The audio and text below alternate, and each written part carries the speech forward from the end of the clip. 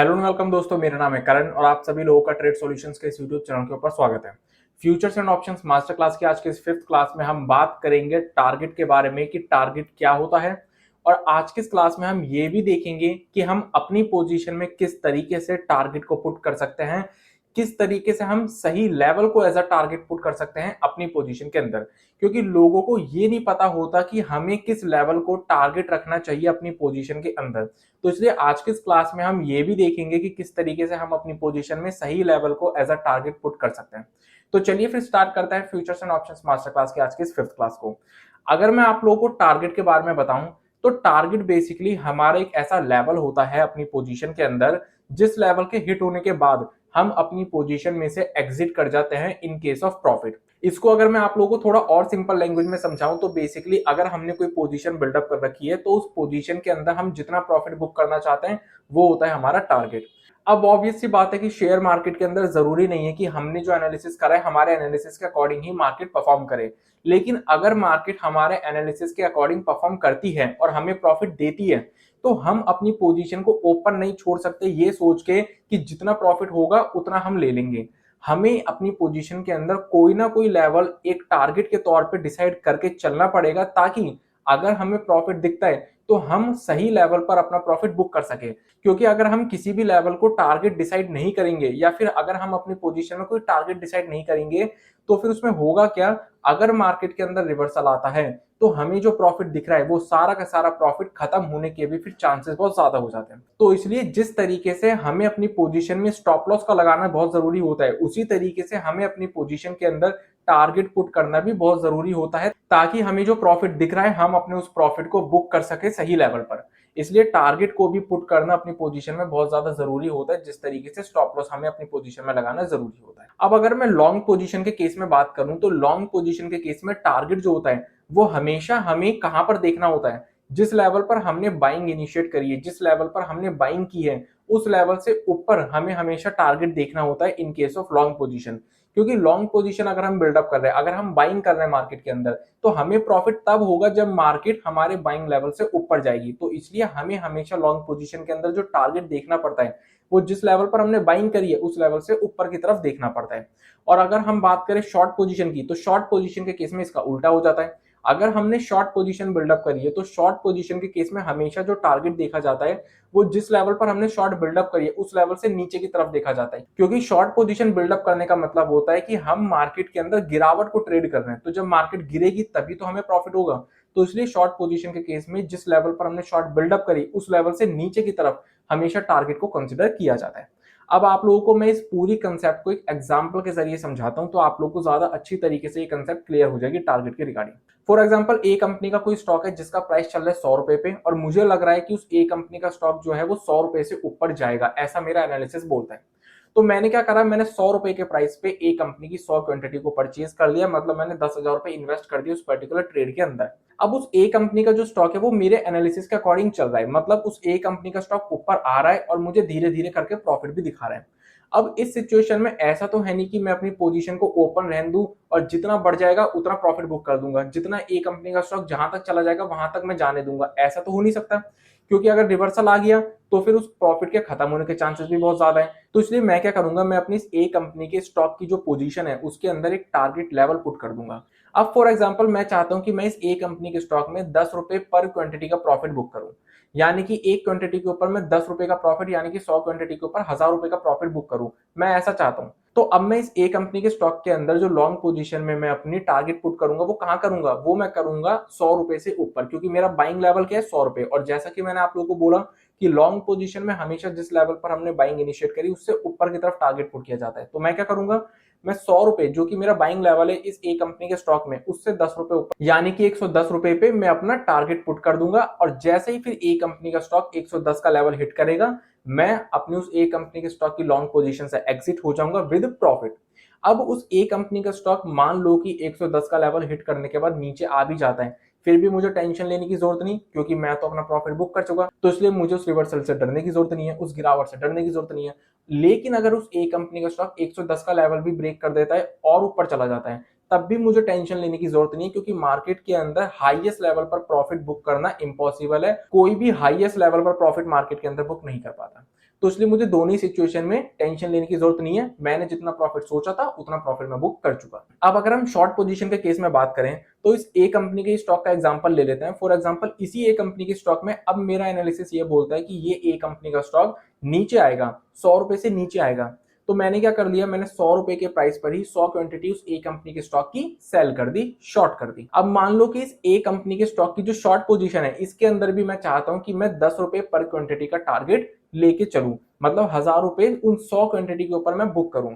तो मैं क्या करूंगा, अब मैं इस शॉर्ट पोजीशन के अंदर जो टारगेट पुट करूंगा वो मैं कहां पुट करूंगा, 100 रुपए से नीचे। क्योंकि मैंने आप लोगों को क्या बोला था कि शॉर्ट पोजीशन में हमेशा जो टारगेट डिसाइड किया जाता है वो जिस लेवल पर हमने शॉर्ट बिल्डअप करी उससे नीचे की तरफ डिसाइड किया जाता है, क्योंकि हम मार्केट के अंदर गिरावट को ट्रेड कर रहे हैं। तो मार्केट गिरेगी तो हमें प्रॉफिट होगा। तो उसी तरीके से अगर एक कंपनी का स्टॉक गिरेगा तो मुझे प्रॉफिट होगा। तो मैं क्या करूंगा, 100 रुपए से 10 रुपए नीचे, मतलब 90 रुपए पे अपना टारगेट पुट कर दूंगा। और जैसे ही ए कंपनी का स्टॉक 90 का लेवल हिट करेगा मैं अपने उस शॉर्ट पोजीशन से एग्जिट हो जाऊंगा विद प्रॉफिट।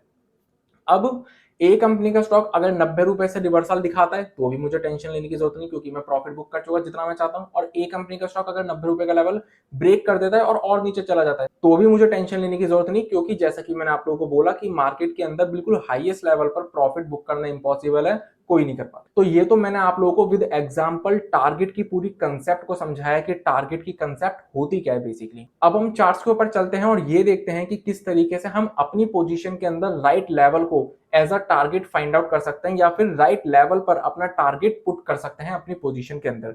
तो चलिए फिर चार्ट्स के ऊपर चलते हैं। तो जैसा कि अब आप लोग देख रहे हैं हमारे सामने चार्ट ओपन होकर आ चुका है और हमारे सामने जो चार्ट ओपन है ये बैंक निफ्टी का चार्ट है। और हम बैंक निफ्टी के चार्ट के जरिए ये फिर चीज समझेंगे कि किस तरीके से हम अपनी पोजीशन में राइट लेवल को एज अ टारगेट पुट कर सकते हैं या फिर किस तरीके से हम अपनी पोजीशन के अंदर right target level find out कर सकते हैं। अब एक चीज मैं आप लोगों को सबसे पहले बता देना चाहता हूं, वो ये है कि मैं जो आप लोगों को तरीका बताऊंगा वो हर टाइप की ट्रेडिंग के अंदर सेम तरीके से अप्लाई होगा। मतलब कि आप चाहे किसी भी टाइप की ट्रेडिंग करो, चाहे आप कैश मार्केट के अंदर ट्रेड करो, फ्यूचर्स के अंदर ट्रेड करो, ऑप्शंस के अंदर ट्रेड करो, किसी भी टाइप की अगर आप ट्रेडिंग करते हो तो मैं जो आप लोगों को तरीका बताऊंगा वो तरीका हर टाइप की ट्रेडिंग के अंदर एक जैसा ही अप्लाई होगा, सेम तरीके से ही अप्लाई होगा। बस फर्क क्या होगा, अगर आप कैश मार्केट के अंदर ट्रेड करते हो तो आप लोगों को मैं जो तरीका बताऊंगा वो तरीका आप लोगों को कैश मार्केट के चार्ट के ऊपर अप्लाई करना पड़ेगा।